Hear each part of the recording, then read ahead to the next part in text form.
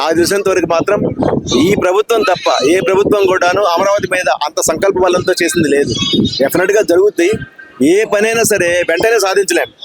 ఒక ప్లాన్ వేయాలి, ఒక ఫౌండేషన్ వేయాలి, ఒక స్లాబ్ వేయాలి, ఒక ఫినిష్ చేయాలి, అప్పుడు పరిపూర్ణత వస్తుంది. జస్ట్ ఇప్పుడు జరుగుతుంది మధ్యలో ఉన్నాం మనం.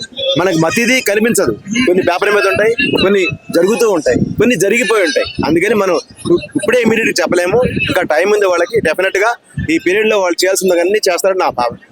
అంటే మీకైతే నమ్మకం ఉందా ఈసారి అయినా సరే ఆంధ్ర రాష్ట్రానికి అమరావతి అనేది ఒక శాశ్వత రాజధాని ఉంది, దాన్ని 100కు 100% మనం గ్రౌండ్ రియాలిటీలో చూస్తామనే నమ్మకం మీకుందా?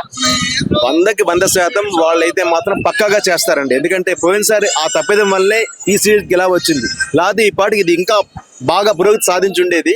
కానీ కొన్ని కారణాల వల్ల చేయలేకపోయారు. ఈసారి మాత్రం అలాంటి తప్పిదాలు జరగవు.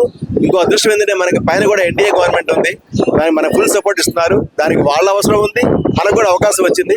రెండు సమన్వయం చేసుకుంటూ డెఫినెట్ గా బాగా చేస్తారని నా భావన.